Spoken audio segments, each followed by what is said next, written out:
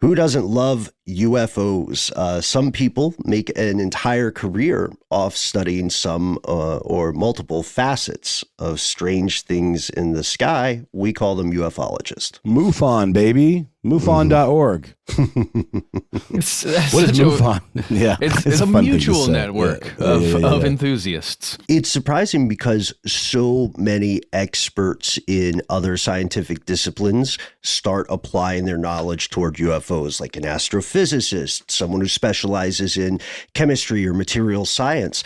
But our question that we ask in this classic episode is, how do you become a credentialed ufologist? Is there a school? Is there an academy? Is there, a course at Harvard or Stanford or DeVry or something? Well, it's funny because this conversation is definitely way before a lot of the more kind of mass acceptance that this could well be a potential reality.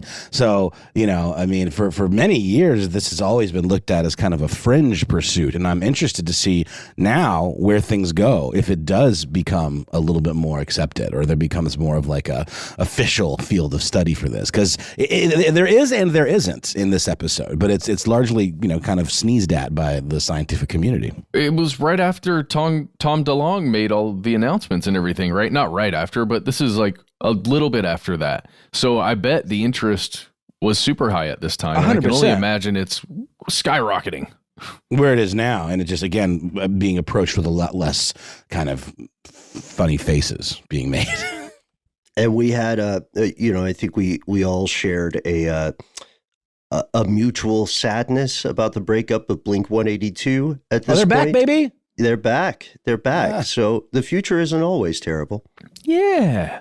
Now let's find out how to be a genuine ufologist.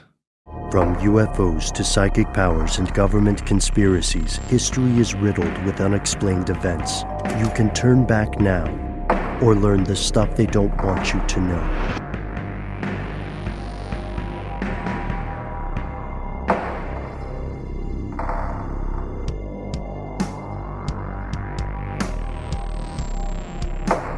Welcome back to the show. My name is Matt. Matt, you're back. I'm here. It's me, Noel. Hey. They call me Ben. We are joined, of course, with our super producer, Paul Decant, and we hope you join us in welcoming back Matt Frederick. You are here, you are you, and that makes this stuff they don't want you to know. This episode is meant to answer a question that we stumbled upon in our earlier conversations with John Goforth. Remember that, Matt? We talked with John Goforth about Tom DeLonge and disclosure. Yeah. And I think it did come up. How do you become an expert? Like, what are the means to be an expert in these things? I was super bummed to have missed that one, so I'm going to be learning some new stuff today. Excellent. Hey, who knows? We might end the show by becoming ufologists ourselves. This question was posed to us by one of our coworkers, Jason Koch. So shout out to you, Jason, and thanks for the recommendation. Do you think work will pay for it? That's up to debate. Hey, do us a favor if you want to help us become credited ufologists. Go to GoFundMe.com/stdwytk. I was going to say right to our bosses. You know what? Do both. Yeah, there you go. Do both. So that's today's question. How exactly does someone become a ufologist? We hear about ufologists often. You'll see them in things like Ancient Aliens on History Channel. You'll see them quoted in different television programs like the old Unsolved Mysteries and so on. But to explore how somebody goes from just being an average a civilian in the world of UFOs to becoming a noted expert of some sort or another, we have to first figure out what a ufologist is. So here are the facts. The term ufologist comes from, obviously, UFO. That dates back to 1953 when it was an abbreviation of the earlier term unidentified flying object that came around 1950. Basic stuff. And they do what it says on the tin. They study reports of unidentified aerial phenomenon or flying objects. But there's a weird, tricky thing here when you think about it, because once you identify the thing, are you really still a ufologist? Or, if it's a weather pattern, Have you accidentally become a meteorologist? If it's a bird, have you become an ornithologist? I'm just fascinated by the fact that these credentials come in a tin with instructions. I think one thing we're going to notice here is that historically, when you maybe are considered a ufologist, you probably have a degree in some related field. Yes. Like what? Like a meteorologist. Okay, or some other ologist. Well, yeah. Or, Physics. Yeah, physics is a really big one. If you're, let's see, if you're an engineer and you make airplanes or something to that effect.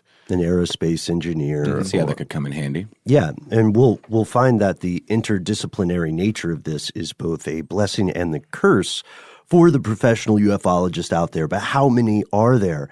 Funny you should ask. There are no accurate figures on that number. The one thing we found that had an indication, at least, of the education level, going to your point, Matt, about their degrees, right? In 1976, the Center for UFO Studies conducted a voluntary poll amid its donors, and they found that of the 161 people who responded, 1/5 of them had PhD degrees and 75% had earned at least a bachelor's degree or higher. The most common degrees were in physics and engineering. And their jobs, as it's reported in this paper, are, pretty white-collar professional things. Doctors, lawyers, engineers, of course, and professors, which is strange because they were dedicating their free time to this study of unidentified phenomenon or objects. And in their day jobs, these people are considered credible scientists, but ufology today is still widely considered a pseudoscience. So you can't go to a reputable university and get a degree in ufology. Not for the most part. Got it. Oh, and in that survey, these are just people who are interested, right? These are people who donated to a thing.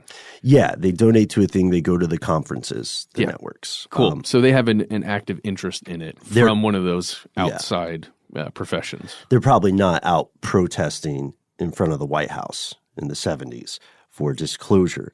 But yeah, no traditional colleges or universities offer specific degree programs in what we would call ufology. However, there are some courses available online. For instance, the International Metaphysical University offers 6 courses in ufology studies, including Introduction to Ufology. It's taught by an historian named Richard Dolan, and the online courses have 12 lectures each that cover different ideas. I mean, we have the names of them that I think indicate a little bit of bias.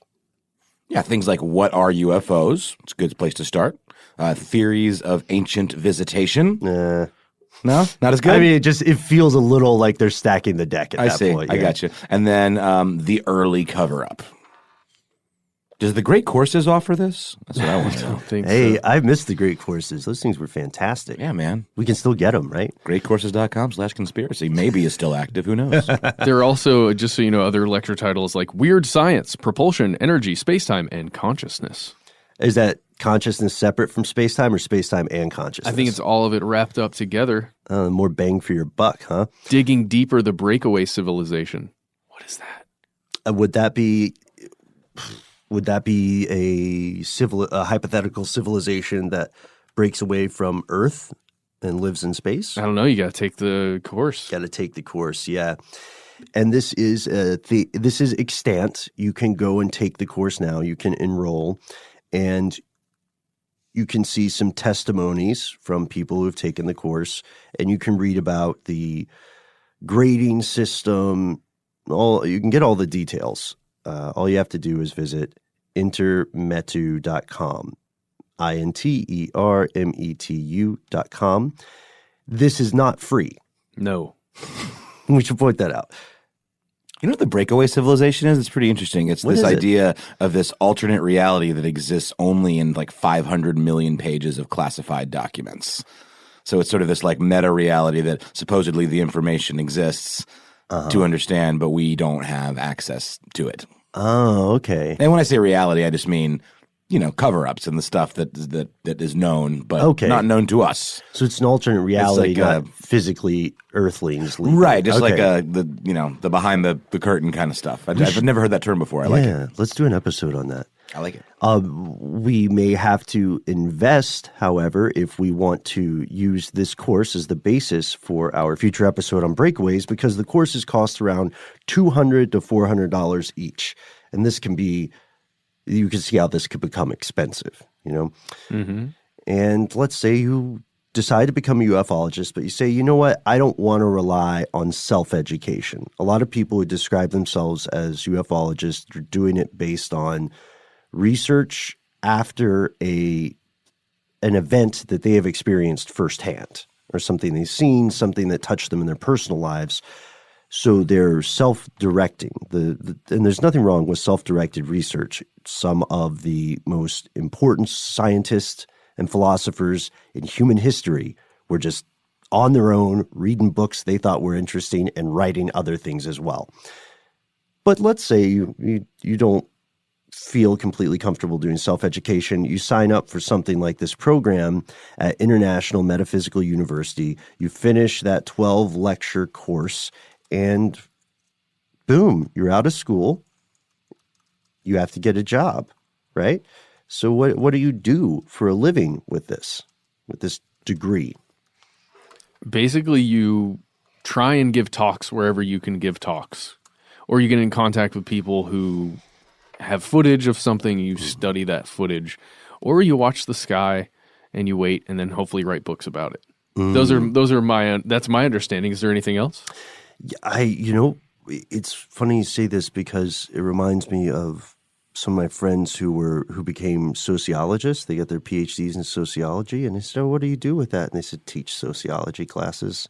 Oh, okay. So maybe a lot of people who become ufologists through this path begin teaching or transmitting their own knowledge and experience. Yeah, but I can go to the International Metaphysical thing and pay $400 and get my degree.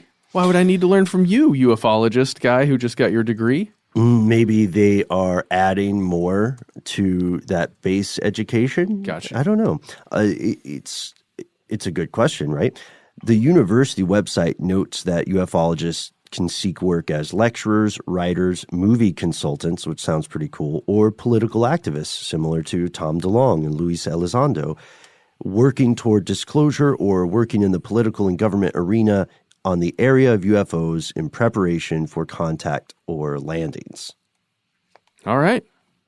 There we go. There are a couple of other things they say you can do as well. So prepare for contact. I like that a lot. Mm-hmm. You could work, I guess, yeah, this does note that you can work as a professional hypnotist and or, what does this say, a life coach for people who claim to have had abduction experiences. Right. Yeah. And the university, for their part, makes no claims about the employment chances after completing the course. You know how some universities or colleges for certain courses will say 90% of our graduates are placed in a job within the first 6 months after graduation. Yeah. And, to be fair, this is an audio course. You're listening to lectures by Richard Dolan. Mm-hmm. That's what you're doing. You're listening to a podcast essentially by Richard Dolan and then taking notes and having discussion. So there's no testing? It's an all online course. I'm certain there is testing. There is testing. Okay. But in this case it's a prepared lecture essentially, like you would get at a college, I guess. There's just no no back and forth. Yeah. Yeah, the course has let's see. The course has several quizzes, and then they have a midterm assignment and a final exam. Do you think we could find any of them to try to quiz ourselves just to see if we could do it cold? I wonder if we could. We could probably dig into it and see. I'd be interested. Let's do a series of 2 or 3 episodes where we just take this course live on the show. I bet they would take it. They would probably take issue with that. Yeah, I know. Surely that's illegal. Well, let's just contact Richard Dolan and see if he'll come in and talk with us. I mean, he's an author. He's written several books that you end up reading or asked to read or suggested in to the read. Syllabus. Yeah. Well, that's a great idea. Yeah, that is a great idea. If you don't want to go that route for some reason, there are 2 other online universities we found that offer similar courses. There's the IMHS Metaphysical Institute and the Center for Excellence in the United Kingdom. They offer full degree programs as well. And Matt, you looked at some of this stuff, Yeah, right? the ufology diploma course from the Center of Excellence only costs £127. That's British For the money. whole course? Yeah, and you can pretty even good deal. finance the course. You put £29 down, then you pay $16.33 for 6 months. I mean, even if it's a scam, that's a pretty affordable scam. Yeah. You can go over. I mean, they've got some information about what you're going to learn, but I would say it's pretty limited as far as. I mean, it gives you kind of a course syllabus. It's like an introduction class, an introductory course, rather. So it talks a little bit about the history of the search for UFOs, a little bit about the present day, and then it seems to end on addressing how a student can get involved.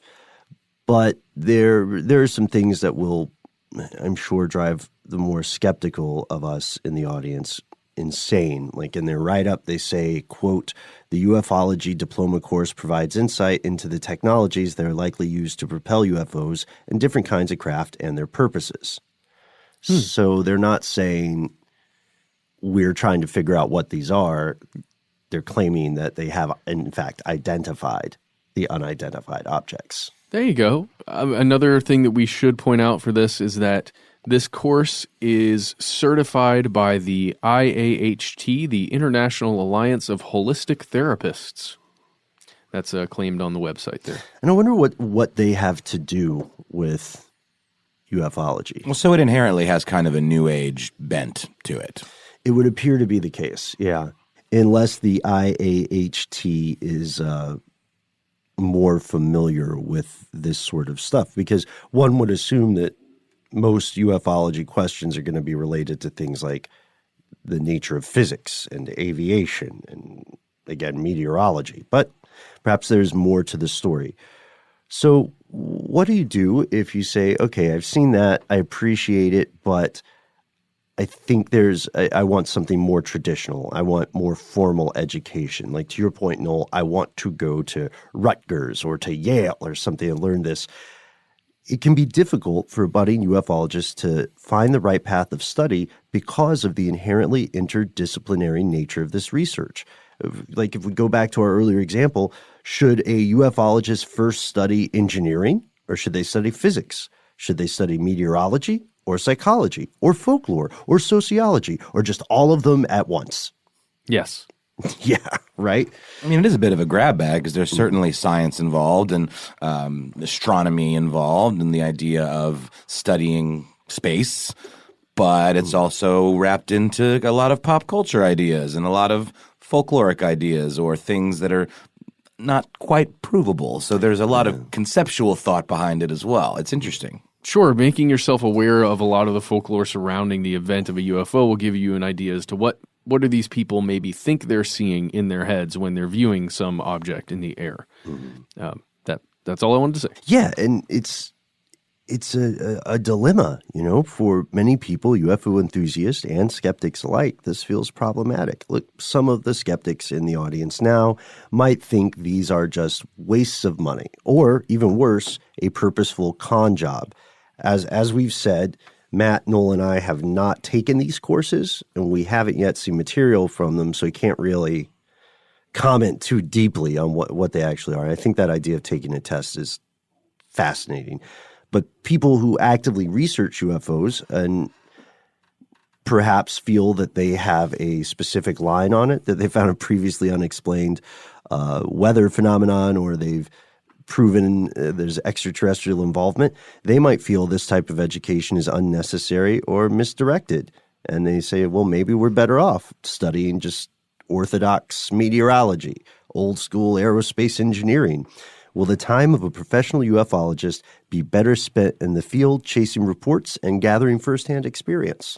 And I mean, anybody can do that. You could be a hobbyist ufologist in that respect of just paying attention to the clues and writing things down and submitting, your reports. But it feels to me like if you really wanted to be in a position to really catch something like this, you would be studying one of these other more traditional fields, like astronomy, for example. That would give you the skills needed to actually see a UFO if it were to be a thing. I don't know. It's interesting to I me. think it's a great point. Oh, and that's right. We buried the lead a little bit. We should mention this. It's true. There are professional ufologists, and we'll explore their stories after a word from our sponsor.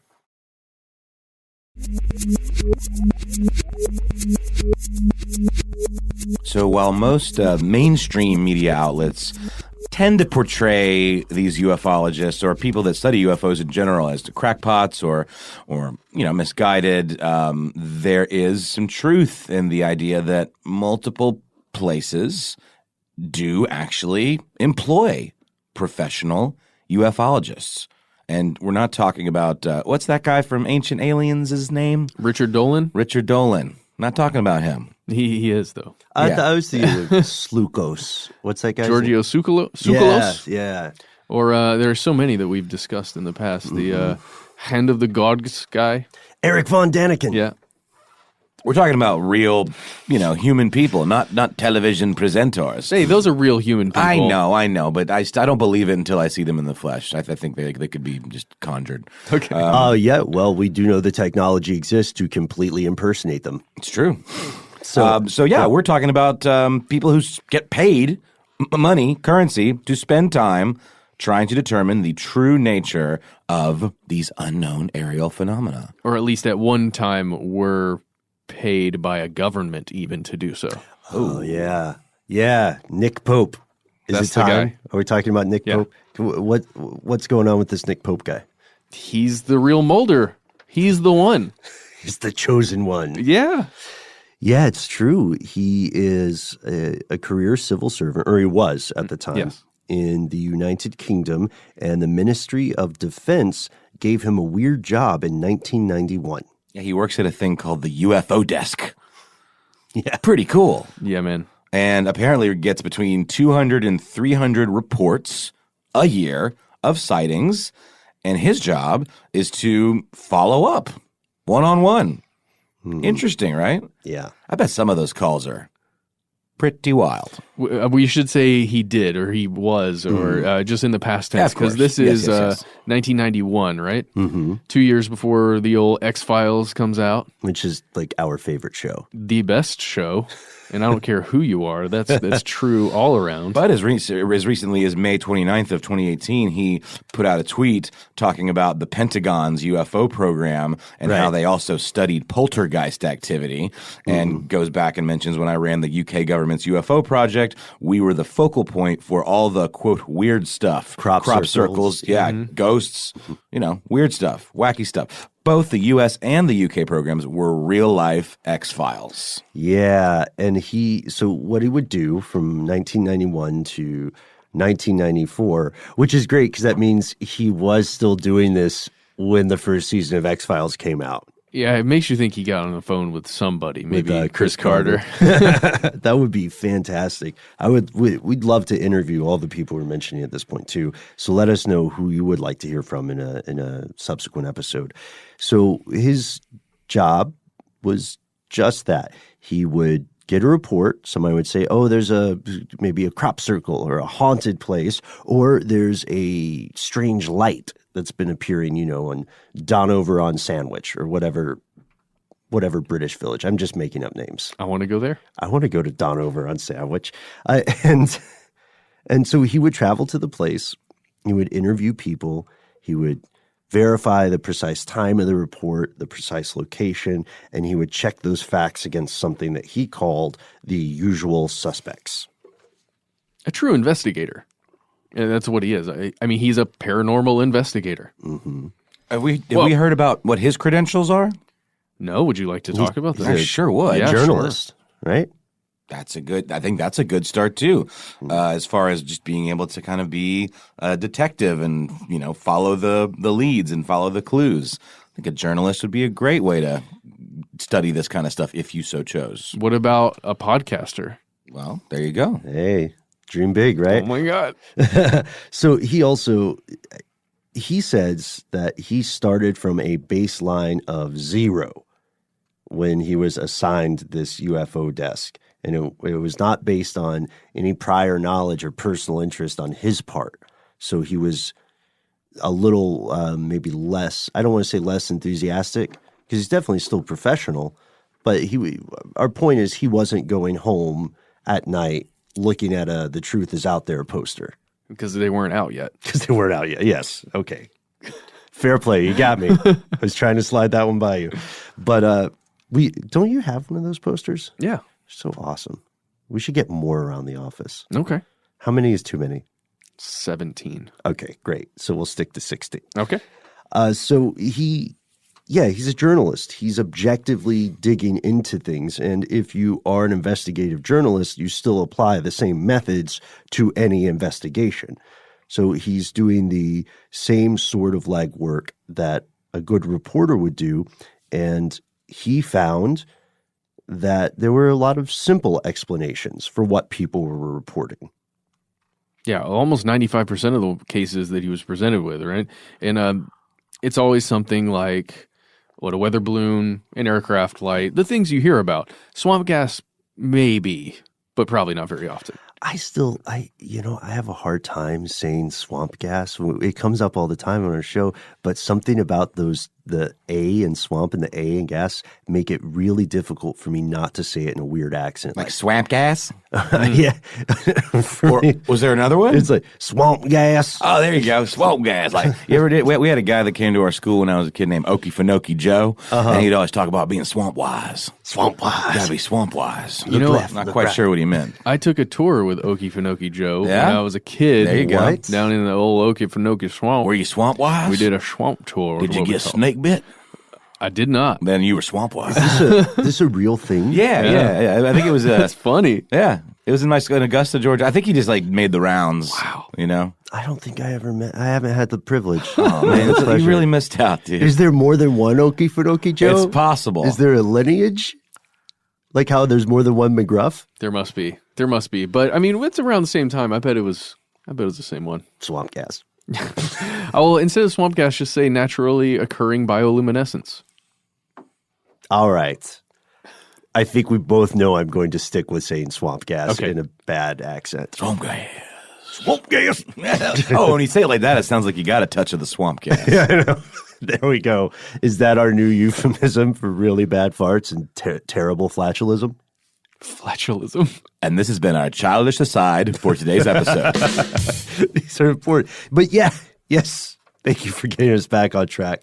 Yeah, so those things that, like you were saying, Matt, that would be the usual suspects. Lights, weather balloons, swamp gas.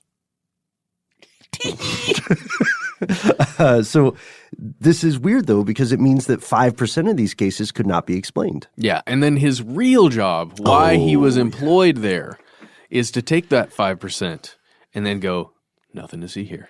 Yeah, isn't that weird? Yeah. His job was not to say, hey, look at these inexplicable things. His job was to downplay the importance of that to the public. Yeah, keep calm, carry on, God save the Queen, et cetera, et cetera. And But not only to the media and the public, to the lawmakers themselves. to Parliament. Yeah. Don't worry about this. To what end, though? It depends on where you're coming from. So if you believe that the government is actively suppressing knowledge of something, then it's his job to keep people sort of blissfully ignorant, right? But so, like Will Smith and Tommy Lee Jones in the Men in Black. But if it's if we're looking at it from a more skeptical standpoint, people would say it's his job to stop people from becoming alarmed unnecessarily. So he's trying to quell panic. I see. And he's also first-level gatekeeper for whatever other governmental organization is going to actually look into that 5%. So he, in my mind, he doesn't even have to fully look into that 5%. I mean, he's doing all the investigation. He's talking to witnesses. He's doing all this. But if you get way down into it and truly trying to figure out what it is, there's Is probably this worth passing on to Yes. someone that can actually do something about it? that's in my mind what Nick Pope's like the true reason that he's doing this work. That seems spot on to me. That makes sense. Otherwise, why bother fielding all these phone calls from these wackadoos that think they've seen, a spaceman? Which I think the four of us would be very good at that job. Oh, absolutely. And when I say wackadoos, I'm sure many of them are legitimate sightings or legitimate things and concerns or what have you. But I'm talking about that percentage of people that are just talking about swamp gas, like out in the swamps. I got a message from my cat, the Greenman, about the end of the world. Right? Yeah, exactly. There's going to be some of that, and you got to give props to this guy because he took it to the max, my friends. He felt that it was his personal duty to look into everything regarding the history of UFO sightings, from everything from the the more of the folkloric or pop culture kind of versions of stories to these kind of really over the top conspiracies. And he had just a encyclopedic knowledge of this stuff. Yeah, he was a sponge. It does sound like it would have been a fun job. Yeah. And he, as we said, his work with the Ministry of Defense at the UFO desk ended in 1994. He continued working for a while with the ministry. He moved to the U.S. in 2012 and retired from that line of work to become a full-time UFO expert, what people would call a noted ufologist. But you see, he doesn't care for the term. He calls himself a UFO investigator, not a ufologist. And he's a little bit anomalous in his field right now because we've talked with people who are fairly prominent, and considered experts in the field of UFO studies. We've talked to them on this show, and he, to some people, stands out or is controversial because he came to this through a professional aspect, whereas, again, a lot of people who became UFO panelists or commentators, they were inspired by their own UFO sighting or they were drawn to the topic due to a personal interest, and he has neither of those. And Pope himself notes that some members of the community do not trust him. They think he may still be employed by the government or some organization to function as an agent of disinformation. He's the Richard C. Doty of the UK. The Richard C. Doty of the UK. And remind us who Richard C. Doty is again? Richard C. Doty is the guy, the Mirage Man, the guy who was sent out there to purposefully feed disinformation to people who consider themselves ufologists. Mm-hmm. And that's a real thing, folks. Yeah. That actually did happen. So this is not entirely unfounded paranoia, and paranoia runs high in this community, and it's not an unusual accusation. Mm-hmm. It also makes sense because by his own admission, his professional task was less to publicize reports and more to downplay their importance. And it depends on where you fall. If we're being completely fair, you could say that he is either suppressing the truth or you could say that he is preventing public hysteria. So it really depends on what motivations you would ascribe to him. We're not ascribing motivations to him. He seems on the up and up. He seems like he was just, at least at that time, doing what he was supposed to do as an employee. Yeah. He makes a really, really good point in some of the writing he's done about these concepts of taking an online course to train yourself to be a ufologist. Oh, yeah.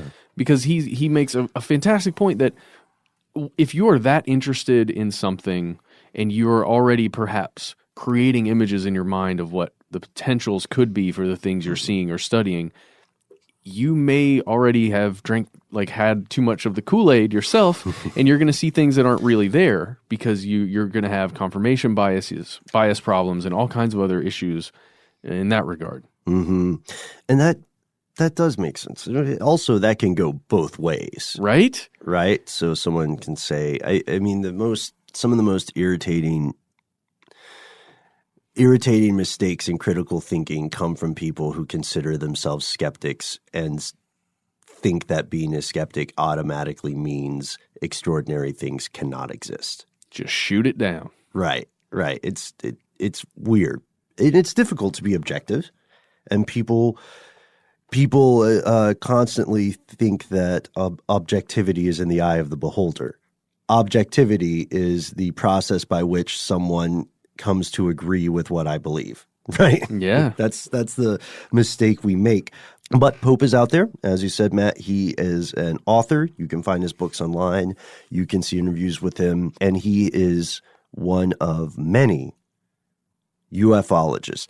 There's one important point, though, about Pope and ufologists in general that our complaint department made while I was getting coffee and we were getting ready to record. Talking about the Strickmeister? Yes, our complaint department, jonathan.strickland@howstuffworks.com. The quizster? That's sort of an alter ego. Oh, okay. But we still call him Jonathan Strickland the Quizster. It's very confusing. It's very strange. We should have him on this show. Yeah, when are you going to come on Ridiculous History, Matt? When do you want to go on the show? That's not up to me, guys. What do you want to talk about? Is it Nick Pope? Do we have to check with Nick? I don't know. I'm here. All right. Well, Available. All right, we'll tap you. We'll tap you for that in the very near future because we're getting people requesting it pretty heavily at this point. Oh, okay. and we have to do it before you're on some more adventures. Yeah, as long as you make you let me appear as the what was it, the Southern genie in the moonshine bottle or whatever. Yes, There you go. yeah. Will you do it in your mint julep voice? Yeah, that's. I think everything is predicated on that. Okay. So let's All right. Done deal. So what great point did our complaint department bring up? We'll tell you after a word from our sponsor.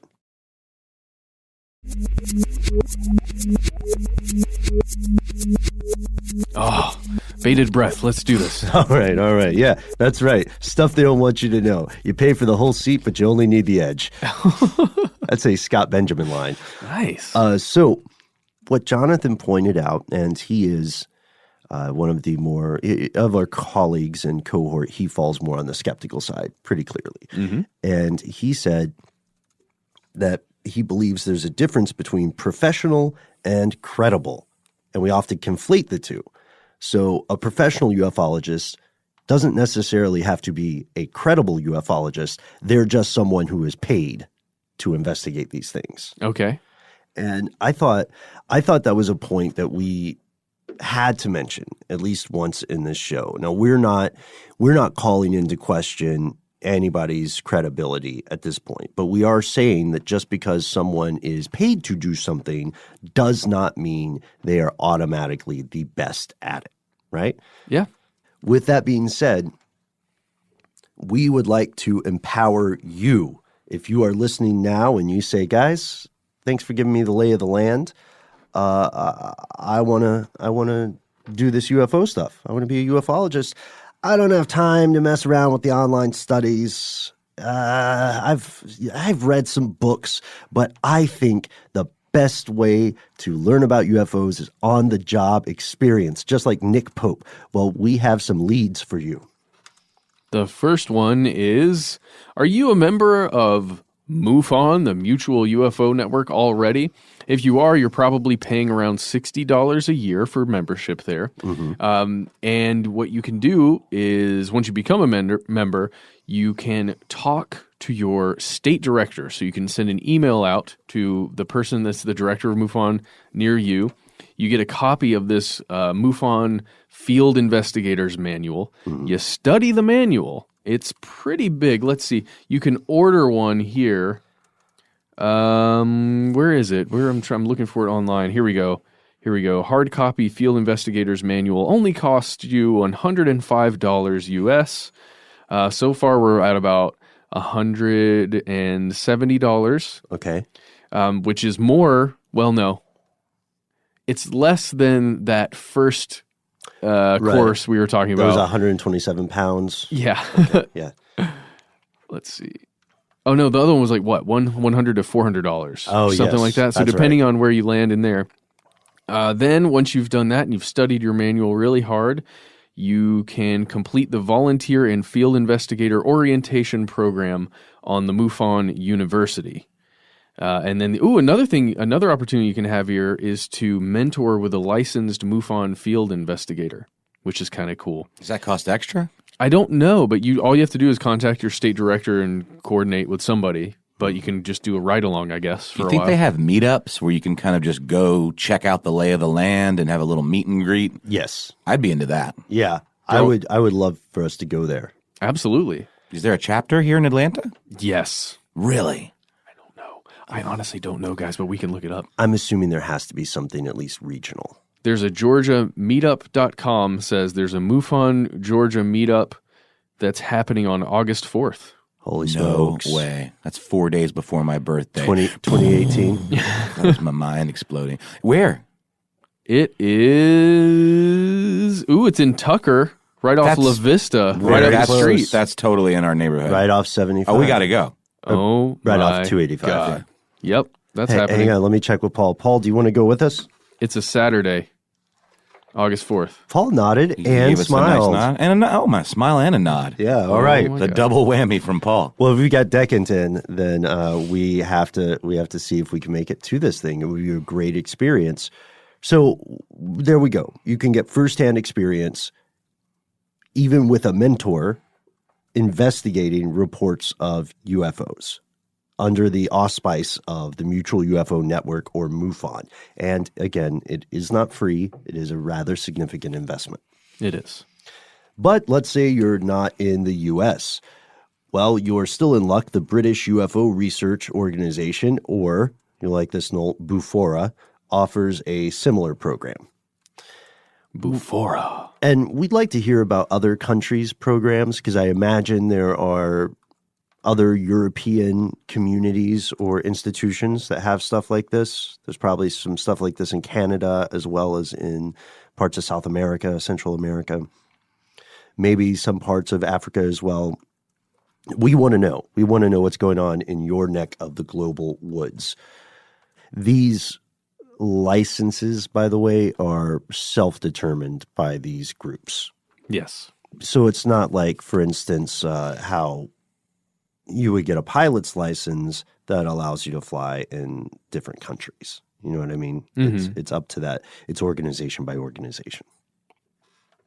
Last thing to say about that MUFON meetup. Sorry to backtrack Yeah, there. please No, do. I'm into this. It's Yeah. free to the public. Oh, nice. Let's blow this thing up. See how many people we can get there. Do you want to do that, or you just want to let it? If people are interested, they'll find it. And who knows when this episode will actually come out? That's true. We need to put it out before August 4th. Yeah, we do. All right. Okay. Yeah. Let's blow it up, Matt. What are the deets? It's at the let's see, COFER Library. Oh, there's an address. You want me to put this address in Yeah. there? Put it out in the world, man. It's at 5234 La Vista Road in Tucker, Georgia. The Tucker Reed H. Kofer Library. There it is. All right. Yeah. Let's do it. Let's go. All right. It's down the street from us. I think I've actually been to this library. You know, I think I have too. Not during a MUFON thing. Don't want to give away how close in proximity I am to that area, but I've been there. You're familiar. Yeah. This is cool. This spontaneously is happening, folks. We have organically decided that we're going to take a field trip. And if you are in the area, we would love to see you there. And if not, you can experience it vicariously through us, because I'm sure we'll report back unless we totally flake on this. But we've codified it in podcast stone, so we have to follow through now. It's basically written in our own blood. Yeah. This agreement. This is awesome. So we are going to we're going to learn about MUFON firsthand. We're going to hear from people who are active in these investigations and hear about their journeys. There are also, as several of our listeners already know, numerous groups and organizations studying various specific aspects of unidentified aerial phenomenon, and you can join these groups in person or online. They provide literature and other resources that could be of great value to you if you're a budding ufologist. It's also no secret that there's a lot of misleading info out there in this field, and so the burden of differentiating between legitimate research and pure entertainment is going to fall squarely on the shoulders of the individuals or groups researching this stuff. You know what I mean? It's like you can read a book about algebra and pretty much trust that you don't have to double check a lot of the text. Yeah. It's not the case here, you know? Nowadays, many academic studies of UFO phenomenon can be classified as primarily sociological or anthropological studies, not of the sightings themselves, but of the psychology of the witnesses. This is a trend we've noticed a lot, and it happens in other categories of things that would be called fringe research or conspiracy theories. It's an immensely valuable undertaking. I'm not trying to ding it for that, but we can't conflate it with studies of sightings or reports themselves. It's a shift in the narrative, you know what I mean? And it's kind of, so like one example, tell me what you think about this. I don't know if this matches one-to-one, but I would say writing or studying solely the psychological or sociological trends of someone or some group of people who report seeing UFOs, it's a lot like how it's as if you're writing about how people feel about a song or its cultural impact and saying it's the same thing as writing about the structure of the song. It's not. Interesting. You know what I mean? No, I like that. That's kind of what I was saying at the top of the show too, how, and you also said when you talk about the ufology as a field, you presuppose the discovery of actual UFOs, which turns it into something else at that point, doesn't it? It's more like IFO-ology, you know? So there's a lot of leap of faith kind of activity going on with this whole field of study, but I like the more sociological version of it. That interests me more than trying to get the credentials to be a UFO hunter. I think just with a little imagination and go-getterness and that journalistic spirit we talked about with our buddy Pope, I think you're kind of armed and dangerous to go after the stuff yourself if it really intrigues you, you know? I would say, speaking of Pope, on his website right now, if you go check it out, I don't remember the URL, but just search Nick Pope, and it's right up there with the wiki. And he discusses how he's taken, after all this time, taken more of a big picture view of a lot of this stuff, and that's exactly what he's looking at now, the sociological meaning of even conspiracy theories. Like he says that on his webpage. Why do we as a culture tend to believe in conspiracy theories? That's one of my favorite parts about our show. Yeah. Is that very discussion. Yeah. And that's what he wants to study now. And he thinks there should be bigger funded studies on that. And those things are on the way, I would say. We've had people call us off air to do interviews about this kind of thing, you know. And you've been doing some lately. I think we're going to end up doing more, to be honest with you. I don't know where it's going to go for us. I hope that I don't. The Zoo Crew one was a lot of fun. Yeah, we might be back on there too. I'm trying to drag you guys on there. I want to do a morning zoo show. It's a thing. Can I hit the air horn button? No, they'll do that they're in for charge of the sound effects. Oh, They're actually pretty clear about it too. This was a thing? Yeah. Oh man. So we love that stuff. Any way we can communicate the message, and we have a great time in those things, because to steal the old line from Fox News, now more than ever, a lot of things that were considered implausible are becoming increasingly provable and plausible. Yep. Right? Because we jumped timelines and now we're in an alternate universe. We have become our own breakaway society. Is that what did I bring it back right? Yeah, you did it. Okay. So like any serious academic, a true UFO researcher is not setting out with a predetermined conclusion. Obviously, this means a good investigator is not sitting down and saying, how can I prove this craft was made by a previously unacknowledged extraterrestrial civilization? But just as importantly, it also means that person is not sitting down and saying, how can I disprove that this is unusual? You know what I mean? Yeah. What they're doing is they're doing exactly what Nick Pope did, which is getting all the data, sponging up everything, and then following it to a provable conclusion. So it's no surprise that most UFO investigators have found numerous mundane explanations for sightings, and that's a great thing. I mean, I know it sounds like a party pooper thing to say, but it's fantastic, because the stuff that we can prove gives us more information about the inexplicable, the real mysterious stuff, that 5%. You know, I mean, even Project Blue Book couldn't explain everything. Yeah. And they threw a ton of money at it. I gotta say, guys, there have been humans that have been fascinated by looking up in the sky and seeing strange things for a long time now, let's say a long time, we still haven't been able to prove anything anywhere, because if we have, this discussion wouldn't even be happening right now. We'd be talking about the midichlorians and from whatever faraway galaxy, the species that we uncovered, or the ship that landed that one time that wasn't at Roswell or wasn't the Rendlesham Forest incident. There was a fantastic piece on This American Life that I heard the other day where Ira Glass was interviewing one of his producers, whose name now escapes me, but he has a degree in astrophysics, and that was his first kind of career. And then he became a producer and a journalist for This American Life. And he was talking about how he couldn't help but be bummed out existentially at the idea that maybe there is no other life out. And he was trying to explain to Ira Glass that from his scientific background, through his understanding of astrophysics, how this was a really big deal to him. And Ira Glass kind of couldn't understand. He thought it was sort of a silly thing to be quote unquote bummed out about. So what is that called? The Fermi paradox? The idea that if it was there, somebody would have found something by now, Right. And then there's also a number that is generated. I believe that is the Drake equation. Yeah. That is the likelihood of extraterrestrials existing. And they calculated it on the show, and it was something like 0.00000091. So basically zero.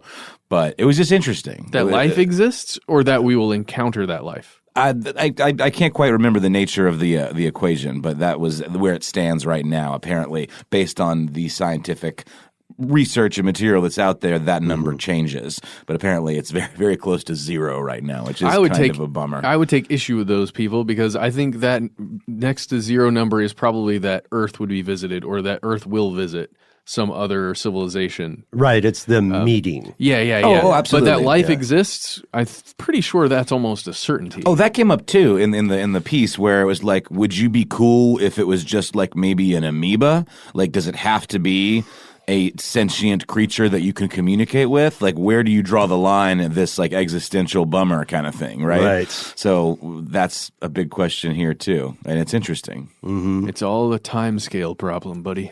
Yeah, I mean, it's certain that there is some form of life somewhere out in the universe, just because the room is too big for there not to be. But because the room is so big, this room being the universe, there's virtually no chance that we will ever run into them. I love the idea of humanity stumbling upon some ancient relic. And it's very sad and bittersweet, but it's still really important. Like, what if someone finally lands on Mars, and then they find like the equivalent of alien graffiti? Zorlak was here or whatever. That's, first off, that's the most important thing that ever happened automatically in human history. And secondly, it's one of the loneliest things. Yeah. What happened to Zorlak, dude? He made it to Earth with that one ship full of DNA, and then seeded the whole planet with it. You've seen Alien Covenant or whatever it was. Prometheus. Yeah. So in conclusion for today's episode, thanks for coming along with us on this ride. If you want to become a ufologist, one of your first and most significant steps is going to be determining an area of focus. Do you want to concentrate on a specific event like that aerial school sighting? Or do you want to focus on a type or genre of event? Do you prefer to focus on a related trend such as the psychology of witnesses, even though this would not in itself be UFO research so much as sociological research? And then after determining that, you want to read widely. We found a great starting point for anybody who's looking for a good bibliography on serious UFO research. It's called UFO Literature for the Serious Ufologist. It's by George M. Eberhardt, and it lists all kinds of different books and articles on this particular subject and will help you get started. You can also, there are a couple places online that you can find, but this is we would recommend this place. Yeah, I want to say it's from 1998, which means it's going to be a little bit dated, but it has some solid gold classic hits. Yeah, basically a bibliography that's going to get you on your feet. Yeah. And you also want to join organizations and groups with similar focus areas like the meetup Matt just found for us on air. MUFON only $70 a year. Yeah. Attend conferences, correspond with fellow researchers, become a part of the community. And while the online courses we found do still exist, they're not the only operations around. For example, and this is more alien life than UFO related, but for example, Harvard has a free online course called Super Earths and Life that combines multiple disciplines to examine the possibility of life on other planets. But let's end on this note. We would like to hear from you. Do you consider yourself a ufologist? What sort of studies have you found to be helpful? What are some tips or tricks you might have for your fellow listeners who are considering pursuing this research? That's really great. Please write in. Let us know. Send us. And that's the end of this classic episode. If you have any thoughts or questions about this episode, you can get into contact with us in a number of different ways. One of the best is to give us a call. Our number is 1-833-STDWYTK. If you don't want to do that, you can send us a good old-fashioned email. We are conspiracy@iHeartRadio.com. Stuff They Don't Want You to Know is a production of iHeartRadio. For more podcasts from iHeartRadio, visit the iHeartRadio app, Apple Podcasts, or wherever you listen to your favorite shows.